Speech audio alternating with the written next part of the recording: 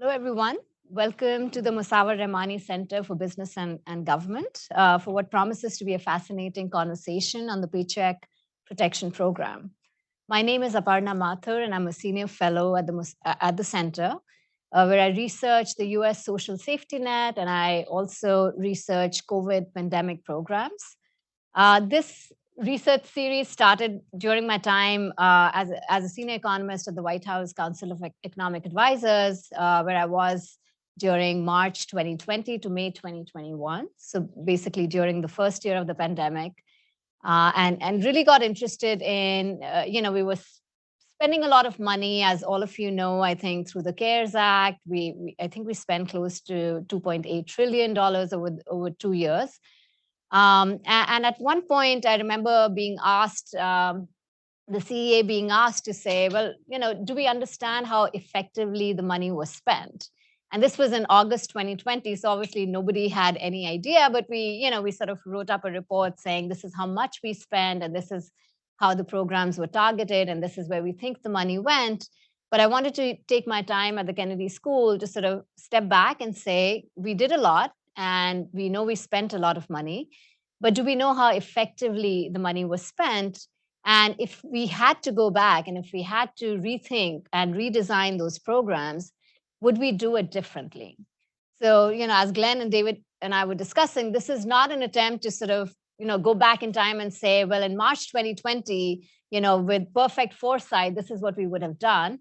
And this is not meant to criticize or blame, people who took decisions at that time. This is really an attempt to say, well, if this happened again, would we do exactly what we did before, or would we change something? The Paycheck Protection Program, which is the focus of our discussion today, was a small business support program that provided uncollateralized low-interest loans to businesses with fewer than 500 employees. And the basic idea being this would help small businesses stay alive. This would keep the attachments between the employees and the business. And if you could show that you did actually adhere to the rules of the program, that is, you kept your employment costs and your wages stable, you were allowed loan forgiveness. I was looking at the SBA sort of Paycheck Protection Program website. We spent, I think there were about 3 rounds of PPP loans, and overall the US spent about $800 billion on this program. The take-up rate was about 95% among eligible firms. And of the $755 billion of loans that were paid out, about 96% of the loan value has been fully or partly forgiven. And that in itself has, engendered some debate about, well, did this all money really go to people who needed the money and they wouldn't have survived without it? Or did we end up, creating a program that actually helped businesses get a lot of money, whether or not they needed it, and also led to some issues of fraud? And so we'll debate all of this. I have 2 terrific panelists with me today. Glenn Hubbard is the former dean of Columbia Business School, where he still holds the position of the Russell L. Carson Professor of Economics and Finance. He's a specialist in public economics, managerial information, and incentive problems in corporate finance and financial markets and institutions. And David Autor is the Ford Professor in the MIT Department of Economics. His scholarship explores the labor market impacts of technological change and globalization on job polarization, skill demands, earnings levels, and inequality, and electoral outcomes. And David recently had a paper sort of looking at the Paycheck Protection Program and assessing its success and effectiveness. So I'm going to turn to Glenn and David just for a quick overview, about five minutes, and then go deep into questions. And then we'll allow about 20 minutes at the end for Q&A from the audience. So have your questions ready. But I'm going to turn to Glenn first. Just a quick overview. Thanks, Aparna, and thanks for doing this. As David and Aparna and I were talking about before, it is very important on a clear day to look back at a big use of taxpayer money and ask, both from an economic perspective, did we do the right thing? And also from a political economy perspective, what can we learn? And this was no small thing. We spent more here than we did during the financial crisis. So these are not tiny numbers, and yet the appetite in Washington sometimes for looking back to clear days is small. I just want to be brief and talk about three quick things. One is the situation and setup. How did we get to thinking about something called PPP? Second is, how do economists come to this with our toolkit? And then third, where I hope to spend most of the time on thoughts for the future of what we could have done better. In terms of the situation and the setup, I think many policymakers were very worried at the onset of the pandemic of the effects of shutdowns on the demand side of the economy. Indeed, a fear among at least many prominent Republican senators, I know this because of their reaching out to me, that they would be getting into an aggregate demand doom loop if they didn't do something, and they wanted to know what it is they could do. In terms of economics, things aren't quite as clear. Theory tells us that there are really two things we might worry about. One is what policymakers were concerned about, which is a collapse in aggregate demand. That's sort of a Keynesian view, but there's also a Hayekian view that if the new world is going to look different from the old, well, don't we want to get to that new world? And that tension, while it's intellectual, really you could see in the halls of Congress between people talking about alternative programs. There's also a question in economics about how valuable worker-firm matches are. So when we're saving a firm, we're also saving matches of workers to firms. David is the labor economist, not me. I look forward to hearing what he has to say. We don't have a ton of evidence, or at least that I found, on how valuable these things are. Did the PPP succeed? Well, cue Harry Truman on the one hand, and on the other hand, depends what question you're trying to answer. The PPP was not intended by Congress to be a stimulus program. So looking at sort of standard policy interventions in a recession of trying to estimate a multiplier, that's not what PPP was trying to do. Rather, it was trying to maintain the productive capacity of a certain kind of firms. In a Brookings paper near the beginning of the pandemic, Mike Strain and I had used data from Dun & Bradstreet, which is basically financial data for most of the country's businesses, and we're able to match it to PPP data and found very pronounced effects of the PPP on employment and on financial health of businesses using familiar difference in difference methods. And basically in work after that, we found that the firms that were more profitable before the pandemic had the largest effects, meaning that, quote, better firms tended to benefit from PPP. Now, does that mean it's a good thing? Well, no, because the question is, what's the cost of doing that? And that, of course, is a difficult question because PPP was not intended to save jobs. It was intended to save firms and jobs. And we can come back to that in the discussion. That turns out to be kind of tough for economists as well as for policy makers. In terms of lessons, alternatives like just using UI were not likely to be successful.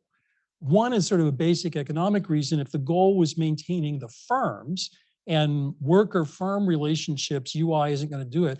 The second, I hate to raise it in an audience at Harvard, is a very boring, mundane point. The government's computer systems at the state levels were simply not able to handle UI claims. I was telling David at the time, I was on the board of ADP, the big payroll company, took our CEO to meet the Secretary of the Treasury to try to help, but the government systems weren't able to do business with a private firm. So arguably you needed something more than the UI.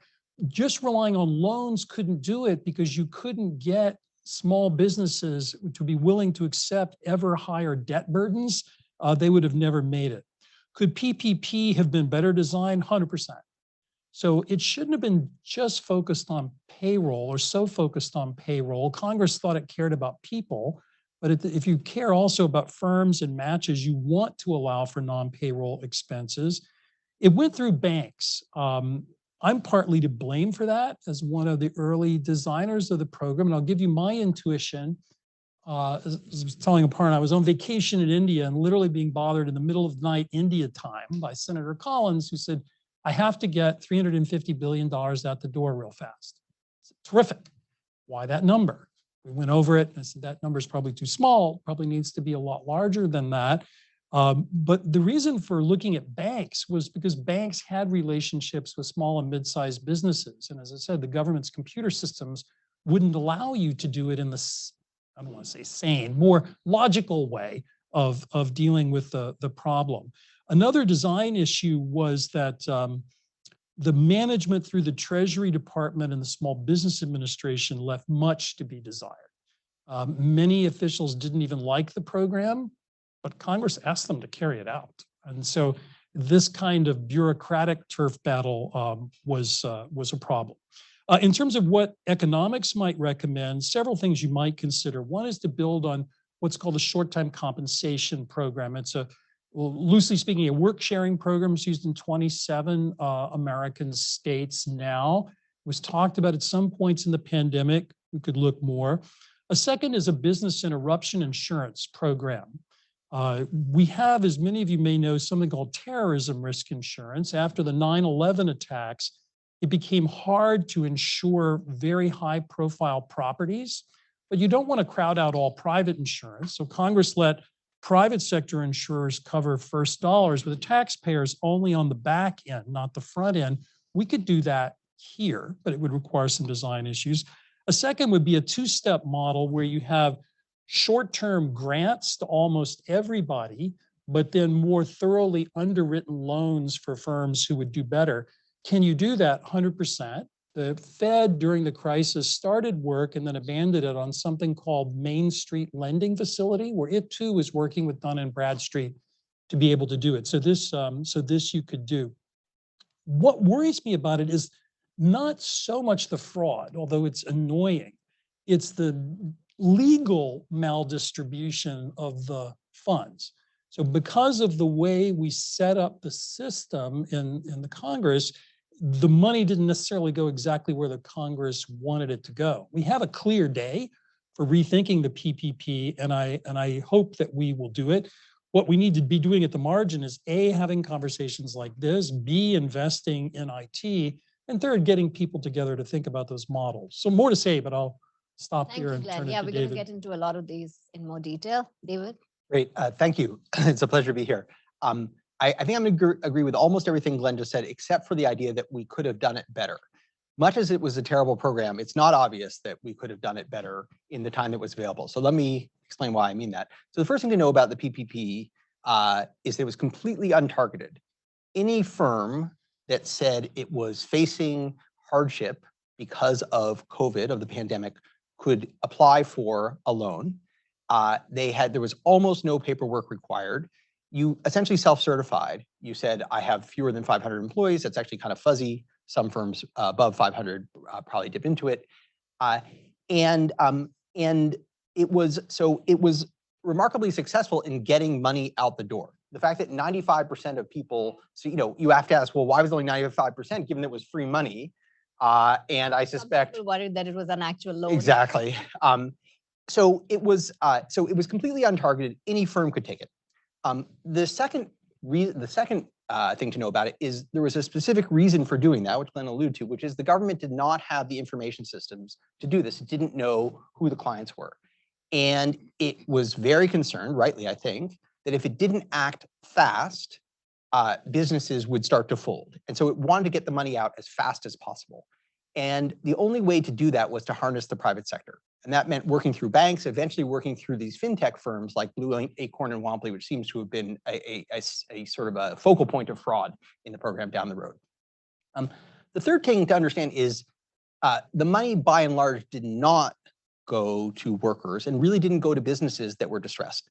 Our estimates, work that I've done with co-authors from the Fed and from ADP, suggest that essentially up, between 1.5 at most 2 million job years were preserved, meaning, an extra worker for a year. Our estimated cost for that was about $150,000 to $250,000 per job, which is well in excess of the salaries that were paid. So now how can you reconcile that with what the Treasury said, which is, well, 45 million jobs were supported by PPP? Well, what they mean is that the firms that filed for loans reported having 45 million workers. They did not report that they would fire 45 million workers if they didn't get those loans. And our estimates suggest they would have fired a couple million workers. So maybe 5% of the workers that were at firms that were supported by PPP would have lost their jobs otherwise. So where did the rest of the money go? Most of it went to profit. Most of it went to business owners, and it was an extraordinary field day for profit taking. In fact, Congress twice amended the rules of PPP to make it more lenient for businesses. First, it meant that it said any profits earned as a result of the PPP would not be taxed as profit, unlike other business tax. So let's say you were a firm that would have spent $1 million in earnings, and then you would have, let's say you would have had no profits. And so you would have had no tax. Well, then the government gives you $1 million, and you say, well, you have $1 million. You could say, well, you now have $1 million in profit. You could say, no, I spent the PPP money on workers. The rest, I used my own money for workers. The $1 million was PPP. I don't need to pay tax on that. So it was actually that increased the cost of the program by another $60 to $70 billion. Additionally, the government set up all these so-called safe harbor provisions. So even if you terminated all your workers, as long as you restored full employment by the end of the year, or argued that you weren't able to restore employment because of provisions in states that basically kept you from doing so, you could still keep the money. So many hotels closed during the pandemic, fired their full workforces, took huge payments from PPP, and then when the thing was over, said, well, we couldn't, that's safe harbor. They kept the money. They then actually, many of them used this as an opportunity to liquidate labor unions as well. So that's two things to know about it. The reason I said we couldn't have done it so much better is exactly because we didn't have, the reason the government did it this way is because it was trading off between, accuracy of targeting and speed of getting the money out the door. And it went fully for speed. So the question we should be asking, sort of say, what would we have done differently? Well, it's sort of like the answer is, well, if you want to go there, you shouldn't start here, right? This was, we were so ill prepared administratively for such a thing that I don't want to say there's nothing we could have done better, but unfortunately it was a terrible, it was a Sophie's choice between, do you kill the baby of wasting all the federal money, or do you kill the baby of not supporting business? And not supporting business looks scary. I think in retrospect, it probably, the risks were exaggerated. And to the degree businesses closed during the pandemic, we now have a surge of new business openings. There's been a resurgence of, so I think the question we should be asking is exactly what Glenn said. How do we build capacity now such that when this next occurs, as it surely will, we don't repeat the same set of forced actions?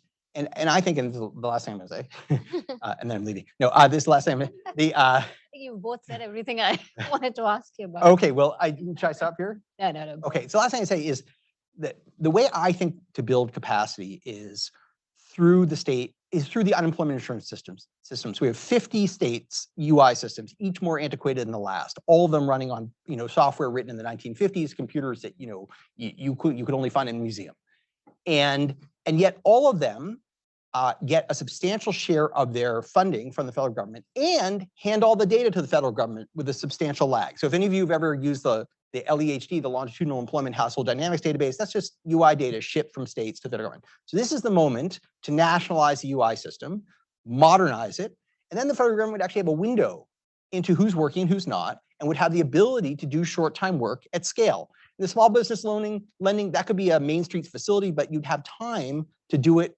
thoughtfully and actually screen applications for loans. Just a couple things David said, I just wanted to pick up on. One is what I meant, at least, was we need to focus on how to do it better today, but there was one big thing we could have done better in real time. And it's a tiny bit into the weeds, but I think it's very important, and it's about banks. So the intuition for using banks was both in theory and practice, they have the relationship with small and mid-sized firms. The banks were all sued during the financial crisis because of fraud with FHFA. And so early on in this process, as I and others were talking with bank CEOs, they were like, well, wait a minute, how do we know we're actually going to be held harmless? We know Congress says they don't mind if there's all these defaults, but how do we know that? The Treasury's ambiguity there for a long time really slowed this down. And that was a real-time thing that could, banks needed to be assured, and ultimately were, that they would be held harmless. They were literally conduits. That's really all they were doing. The Congress intended to give away the money.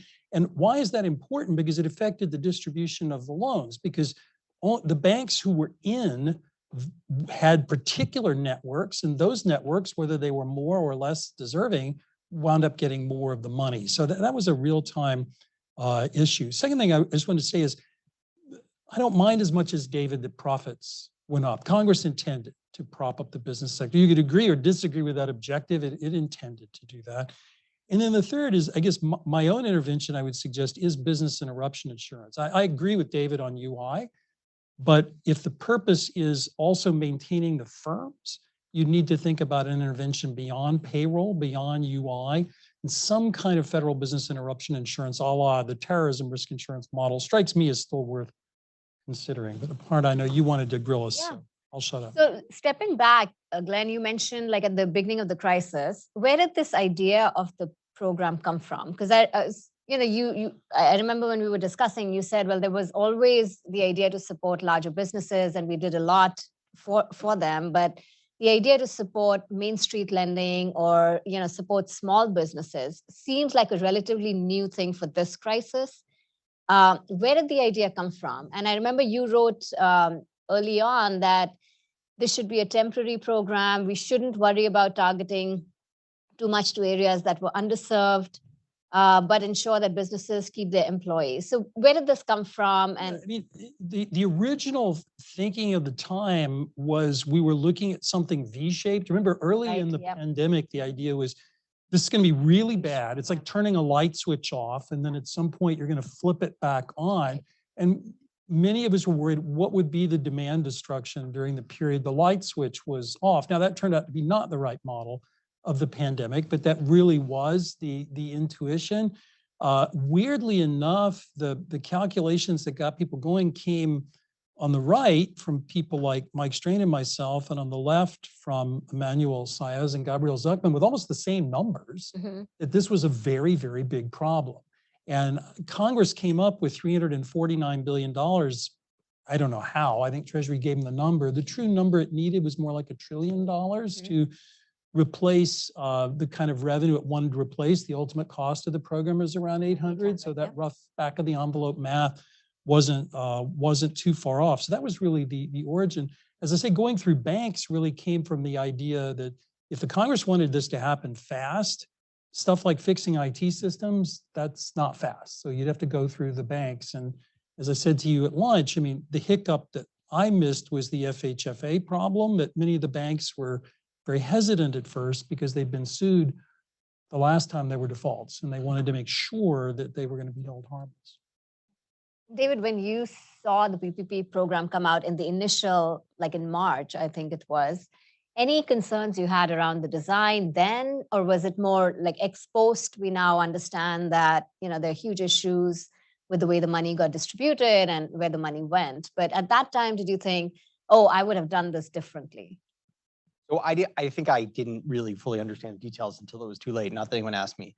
Unlike Glenn, I did not get a call in India from Susan Collins.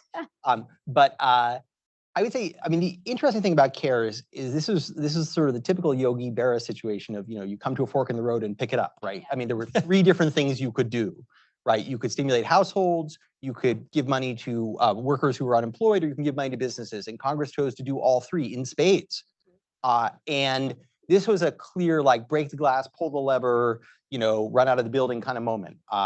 And so it's not, in retrospect, I think the PPP looks the least favorable of the 3 programs. The UI payments, although there was also plenty of fraud, but I mean, so I made this point before, but I'll just say it. The worst part about PPP was not the fraud, it's what was legal, right? That was much more problematic. So in the UI system, there was also a good amount of fraud. I think it's estimated 40, 50 billion, but still that's, 1/16 of the total expenditure. It didn't have the effect of giving very large checks to very undeserving organizations, like, hotels receiving, $10 and $20 million in support, $10 million in support, and then, letting go of their workers. So it was relatively well targeted. The household payments were also relatively targeted. And if you look at the kind of incidence of these things, those two programs were relatively progressive. The household payments, the checks, those were actually quite progressive across the quintiles of the income distribution. In fact, the highest income households got the smallest share because there was some caps. The UI payments were kind of skewed a little bit towards the top because many people were small business owners and they are actually relatively affluent. But then the PPP money went very, very much to the top. So the case for why PPP was necessary, and I think it's a case that Glenn would make, and is that you needed to support businesses directly. It was not sufficient to ensure workers or households or even demand through the consumption channel, but businesses themselves needed to be supported. I'm not sure of that, and I think, but I might have been. My view is tinged by what actually happened, which is that things turned out really well. Now, maybe that's because of PPP. There's no question that it definitely helped some small businesses survive, but I think we underestimated the resilience of business and overestimated the amount of damage that would be done to demand. Actually, people consumed a lot during the pandemic, except at service businesses. And we were really worried about the kind of loss of these human capital firm bonds. It's not clear. I haven't seen any estimates that suggest one way or another whether that was really important. What we were concerned about this kind of, scorched earth, all the businesses close, everything looks like a ghost town. That is the opposite of what has occurred, right? Not only do many businesses survive, but we've had this flourishing. It's almost like this was, the kind of, what my colleague Ricardo Caballero would call the cleansing effect. But I don't think that was knowable, or it certainly wasn't known to me. And so I think Congress felt there was greater risk of doing too little than too much, as probably occurred during the financial crisis in 2008, when the stimulus could arguably have been bigger. So, it's hard to love it. Yep, go ahead. Pick up on that thread because I think one of the lessons here is that Congress did look back to the GFC. So in the GFC, the fiscal policy response was slow and tepid. And it was not just an economic problem. Things like targeted, timely, and temporary may be good alliteration, but they weren't really the right policy mix. Congress, I think, had caught on to that. There was also a political economy problem. The global financial crisis was seen as advantaging the well-to-do over the non-well-to-do. Banks are bailed out, homeowners are not bailed out. You come to the pandemic, and I think Congress is quite worried about this, but again, you see the same political economy problem. When the Fed intervenes, it does so massively and constructively in the market for corporate bonds and municipal debt. It put a floor under that market, which was great for institutional investors. It did nothing to implement the Main Street lending facility that Congress made it said in the law that it had to do. You can say it's good or bad, but Congress said you must do it. And they didn't. So I think both the crisis, the financial crisis, and here have interesting political economy stories as well as economic. Both of you mentioned this ability to maintain connection between the worker and the job, right? And we know that there are existing programs in other countries, like the work sharing programs or the short-term compensation programs in the US. Why wasn't that and I remember sitting at CE and everybody saying, oh, we should be ramping that up, right? Like if the idea was to maintain those connections, why not through STC or work sharing type programs? What is the issue with that, David? Well, first of all, I think only 10 states have them. Yeah. And they're complicated to administer, and the kind of the infrastructure was not really there to do that at scale. And also for reasons no one really understands, they're not even used during good times. Yeah. No one seems to use them. And in fact, you could actually during PPP, you could have gone on short-time work. Let's say you're working 40 hours, you could have reduced to 30 and got your $650 and had that difference. So it was a great opportunity. So in other countries, this is exactly what happened. That basically employers would, reduce hours. They would pay their workers for those hours, but their books were effectively their payrolls, because these states have registered data, meaning all the data from these companies is visible. The government could just reimburse the difference between what an worker would normally work and what they actually work. So there was no self-certification, right? A firm couldn't say, I laid off my workers, so pay me, and yet keep them on the books, right? The government could see what they didn't do, and they could make up the difference. So that was an example of what you could do with modern administrative infrastructure. Now, there was a view in Europe, they always looked down on us, and many times for good reason, that well, the US did everything the wrong way because not only did we do this with greater financial efficiency, but we kept workers tied to their firms. In retrospect, it's not clear that that was especially beneficial. It has the effect of kind of supporting potentially zombie employers that should be allowed to, go away. And for all of the job hopping that's occurred, it's not clear what the cost is. One thing we know actually is in the low wage labor market in the US, workers have become less sticky. But that's good, actually. It means they're bargaining harder and they're less likely to stay at low paid jobs. And we're actually seeing what you would call virtuous reallocation. So it's not clear the US model, which ironically maximized unemployment, even as it supported firms, we don't really know the cost and benefits. It's not first order obvious that the kind of loss of those connections was that costly. I want to agree with David here because this is an important point when I was mentioning the Keynesian, Hayekian perspectives. Again, at the beginning of the crisis, I think many policymakers and certainly many economists did have this V shape in mind. Once it became clear that that wasn't true, I think David is 100% right. Why should we want to delay a reallocation that's going to happen? We need to support people through that, but we don't want people working in firms that aren't going to exist or in jobs that aren't going to be good in the economy that will be. So that was a big change. And so I wouldn't be so quick to say the Europeans did everything right. I do think, though, they would, but I would not. But we probably should look harder at the mechanics of short-time compensation and see if there's anything we can learn there about how to make that program more applicable. But when David was talking about modern infrastructure, again, this was part of the ADP Treasury discussion, that the Treasury couldn't figure out how to use ADP's data where we actually knew what people were getting. This was crazy.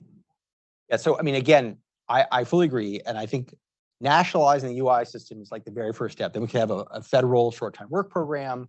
Most states, by the way, view the UI system not as an insurance program, but as a cost, right? And they actually try to keep workers out of it. And that's really an unfortunate view of a social insurance. Like we say, well, we don't want people to get their Social Security and their Medicare. I mean, come on, why do we have these programs, right?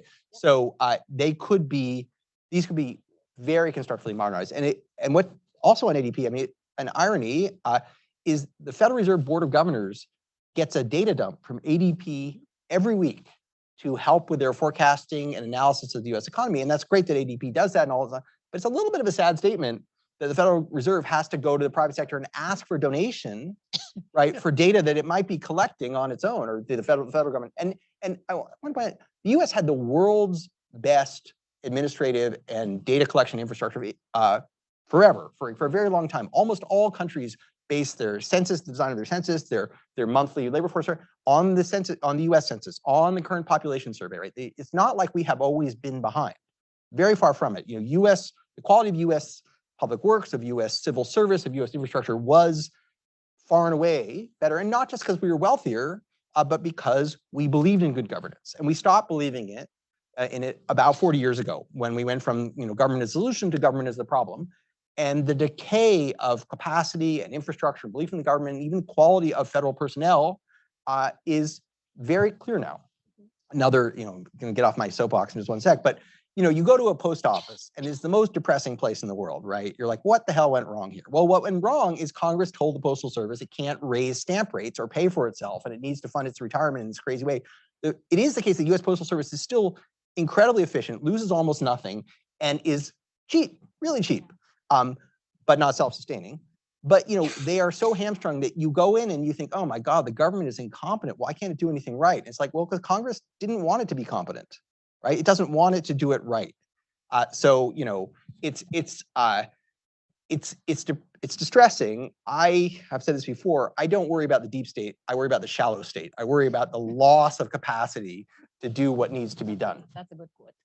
David, tell us about your research on the PPP program, where you said, only a quarter of the money went to jobs that would potentially have been lost. Yeah. The rest went to shareholders and, renters and so on.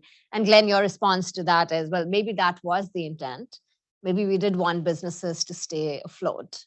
Yeah, so I mean, Glenn may know this better than I. Certainly the way the program was marketed was they said paycheck protection. They didn't say profit protection program. And we were required to spend 70% of the money on paychecks nominally, and you had to maintain full employment. You couldn't cut anyone's pay beyond a certain amount.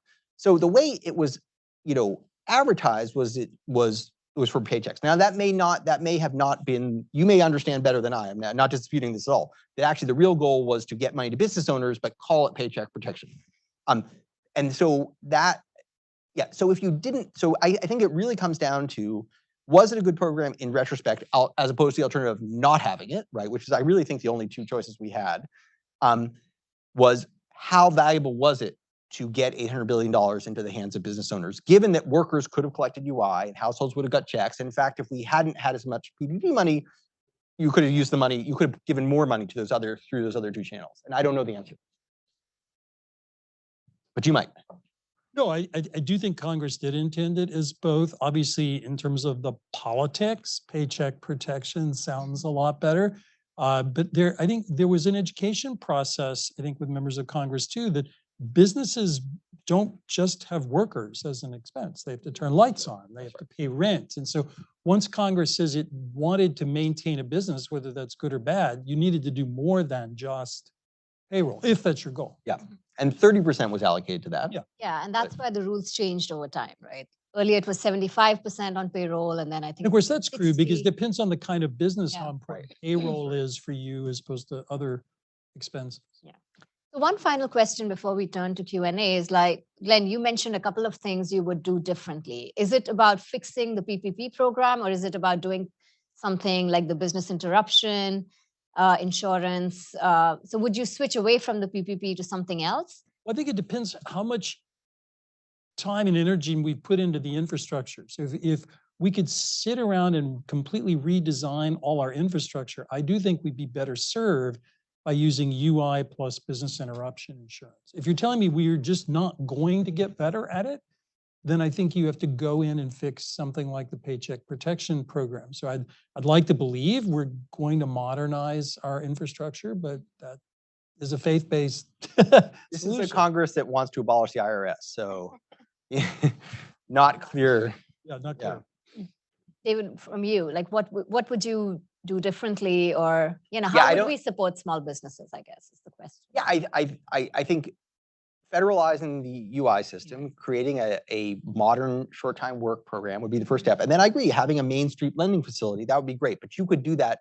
You wouldn't have to do that, kind of fire hose style where you just spray money all over the place, right? You could actually ask people what they needed it for. So I think it's whether someone thinks it's politically feasible and will pay off to take the lead on this is unclear. It's just the sort of latent support for better governance in the US is pretty absent.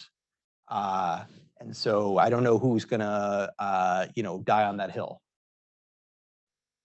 Okay, so we're going to open up for questions from the audience. We request you to come to the mic because we do have a Zoom audience and it's easier for them to hear questions that.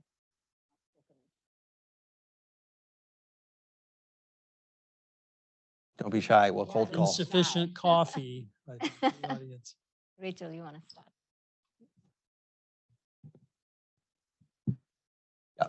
Is this on? Yeah. Okay. My question is about equity. I think like one of the issues that's been pretty well documented with the PPP is that because it relied so heavily on banks, a lot of communities that were underbanked and are historically underbanked, like in particular Black communities, did not have as easy of a time accessing the PPP as others.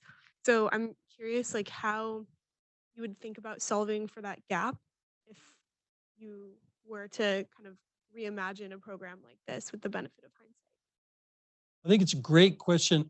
David may know the data better than I. I'm not aware of the data by race. You could go into the Dun and Bradstreet data and look geographically and by race at business owners and then compare PPP to that. I'm not aware what that answer would be, but I think the way to get at it would be to rely less on banks and use more like a business interruption insurance or something like that, which is a mandatory program that all business owners would have to participate in. But I don't know, you may know the race data. Yeah, well, there's a really fascinating paper by Sabrina Howell and co-authors that actually shows Black business owners were rejected at a disproportionate rate and then allowed by the fintechs So basically on their second app, when they got to Womply and Blue Acorn, where there was no real opportunity for discrimination. Because it was just, and also they had no incentive to discriminate because they just made money from originating loans. They faced no risk. So I think both what you said is true, that actually there were, many more Black businesses did not have robust relationships to robust banks, which were the initial conduit. And we know that the money went to places that had deeper banking connections. And they also faced, as far as we can tell, some degree of actual discrimination. And really, there was no reason to discriminate because there's no one's money at risk. It was just tax. It's just our children. I mean, that they'll be paying for generations and generations, but they're not around to complain.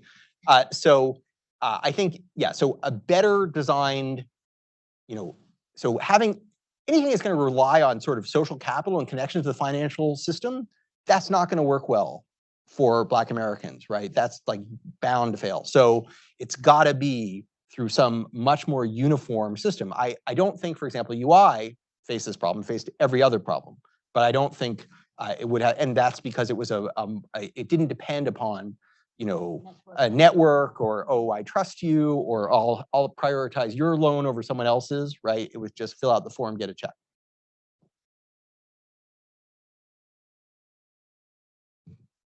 Hi, thank you all for coming. I served in I still serve in state government, but I was serving during the COVID-19 pandemic and did a lot of UI work. And one of the things that I realized was just how unique and different each state's UI is. And so I'm curious to hear your thoughts about how nationalizing UI would be given the pretty vast differences. Sure. So say more about that. On what parameters do you think the difference, like which differences would you focus upon? So one of the things that I noticed was a lot of people from other states would email our office to try and get Massachusetts benefits because they just tend to be more generous. Right. And that's pretty much the extent of UI that I'm aware of. So I don't know. Yeah, no, so states differ on their prior work requirements, the replacement rate, the maximum benefit. So it's true. The system, although the federal government funds a lot of it, and when there's a recession or anything, the federal government backstops and pays for it. It's true that states set their own rules. And some states are much stingier than others. Some states make it much harder for people to qualify. It's estimated that only about between a quarter and a third of people who actually technically qualify for UI actually get it. And states do things like, they're like banks, right? Like, oh, we're closed on the hours, the off work hours, and we're closed, weekends and nights and late afternoons and middays and early mornings. So I think you would obviously, in doing this, you'd have to set a federal floor, right? You could say states could supplement, right? Like we do with the minimum wage, which is no exact beautiful model of anything, but you could say the federal government establishes a floor. And this, like, for example, we do this for TANF, right? And for other programs. So we say, look, you have to insure up to this amount. You can't make work requirements more stringent than X. You need to provide at least, Y weeks. And that's what the federal government do. And now states can supplement if they want, right? Massachusetts could tax itself or tax its businesses to add to that. But I agree, you might end up with something that's less generous than Massachusetts, because usually the compromise is not the max. Sometimes it's the min, more often it's somewhere in between. So I think there will be political obstacles to this, for sure. But it's not that anybody is so proud of their UI system, I think. Maybe Massachusetts is, and I don't mean to cast aspersion. But in general, we know they've been underfunded and technologically, not through intention, but through lack of funds, have not been updated. So this seems like the moment. You wouldn't be tearing down anyone's shiny new cloud-based UI portal that works on your phone, right? This is aging infrastructure that could be replaced. But it would be controversial, and people have told me, much as it seems like so easy to me, that this is politically a non-starter. So I don't know. Thank you. Well, thank you. David, you spoke a bit about the differences between PPP and some of the programs that were rolled out in Europe. I'm just curious if you have any insight about, say, for example, the furlough protection scheme, and why PPP, for example, has been most successful in terms of workers re-entering the workforce post the pandemic, and why in the European case, you haven't seen, at least anecdotally speaking, workers come back into the labor force at the same pace as it's happened in the US. I don't know if you have any insights on that. But So I actually, that's not my understanding, but you may have better data than I. My understanding is through most of the industrialized countries that employment has fully recovered. The labor markets are incredibly tight because demand is so high.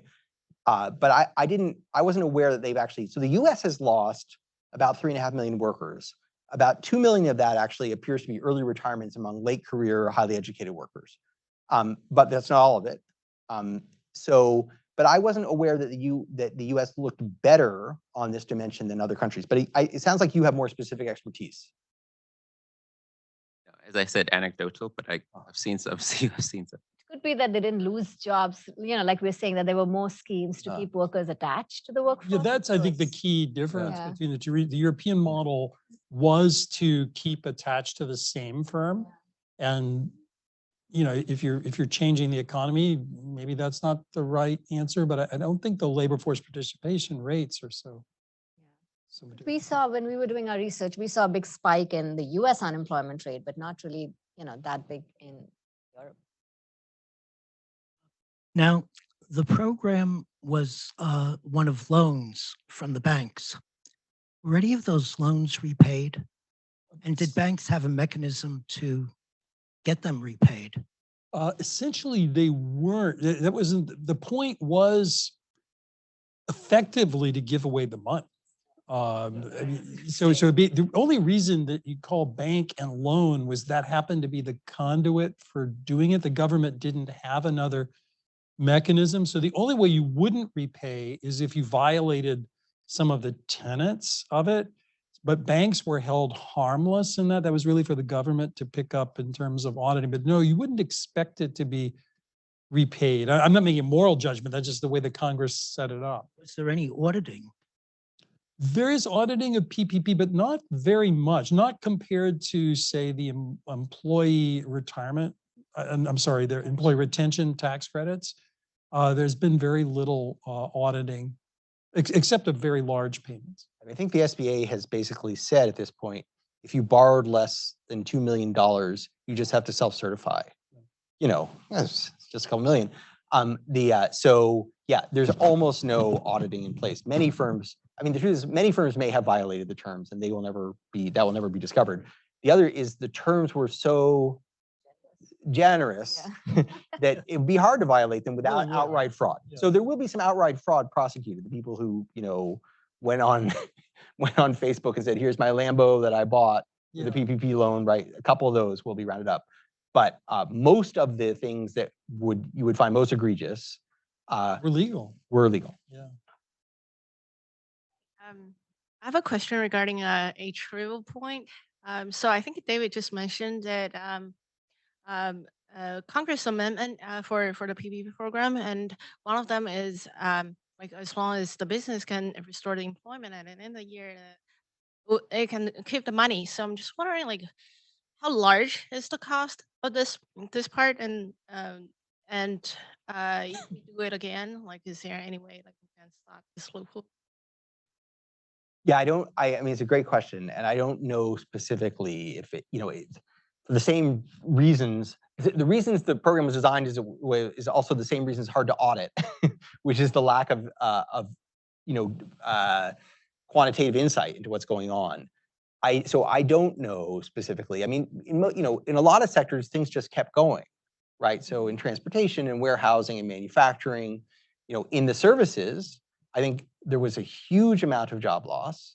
And a lot of those firms were able, on their safe harbor provisions, to not pay those workers and retain the money. So they could get the PPP, and then the workers would go on UI, and the firms would get. And I said I found it rather painful to hear. I was talking to a hotel union about this, and they said, well, these firms, they laid us all off, and they're fired, and now they don't want their unionized workers back, and they're hiring cheaper workers. And then I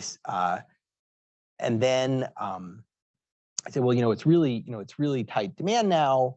Are there a lot of jobs? Is this, are things better, at least in terms of the way you're treated? And he said, oh, actually, no, it's worse because for the following reason.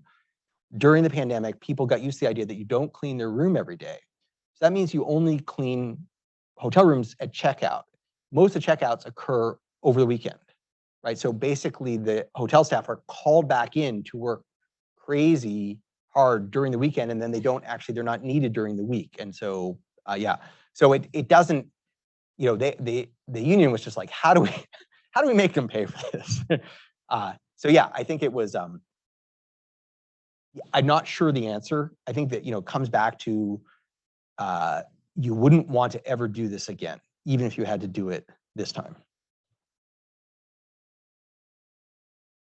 Of eligibility and accuracy, I'm wondering if there was discussion when this was being designed on the extent to which publicly traded companies be included. Going forward, that should be perhaps eligibility.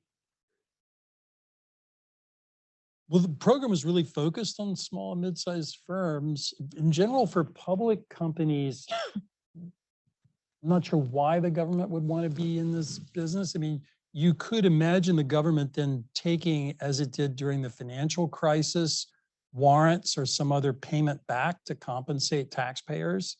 So really the theory, if there was one, of policymakers' interest was in small and mid-sized companies. Just to be clear, I mean, small companies, not more than 99% of firms have 500 or fewer workers, right? I mean, the bigger firms, they do employ a lot of people, but the small, I mean, 500 isn't really small. But in terms of public-private, a lot of big companies there's a privately owned, like Menards is like the Lowe's of the South, right? It's owned by a family, or Hobby Lobby, or Herb Chambers, right? That's not a publicly traded company, even though it it sells all the cars in kind of this area. So I'm not sure the public-private is that relevant. A lot of privately owned companies are very big and very profitable and growing as a share of all business in the United States. A little bit more about metrics that you would use to kind of evaluate this kind of program if it was to happen again in the future. I know speed was obviously a big priority this round, but wondering if you were to redo it in the future, kind of what the Speed's the one we can evaluate, and they get a check mark for Yeah. that too. On the Either others, speed or anything else. yeah, I think the others, we have to get clearer guidance from Congress from what it wanted. So as I said, at least where I sit, you can't really think of things like cost per jobs. That wasn't really what Congress had in mind, but it's not clear what Congress did have in mind. And so if Congress had in mind the value of firms or worker-firm relationships, we didn't know what it was they thought they had in mind. And as David said, we don't really know what they had in mind, but speed's the one thing we can say worked. And of course, we don't know. Ex post, we know the pandemic didn't play out the way Congress thought, but we didn't know that ex ante. So in fairness to Congress, they could have been forgiven for thinking the pandemic might play out the way it did, because I think many economists thought that too. I mean, it would be great. This wouldn't actually fully answer the question, but it'd be great to know the counterfactual, right? In a world where we didn't have PPP, how much worse would the recession have been? For example, how many more businesses would we have seen the kind of ghost town that people imagined, right? Now that's still, Congress, even if we found that out, Congress was, well, I didn't know that. So, but it would be great to know whether this did a lot of good. And I don't think we know. I mean, we know more workers would have lost their jobs, but only a couple million more, and they might have been better off, right? I mean, they would have actually got, a fair, they would have got a big UI benefit. So I wish we had a way to answer that, right? It's always the case that, well, obviously it's hard to figure out the counterfactual for the US absent, but, economists are often pretty creative at finding a way to find a kind of small scale version of that.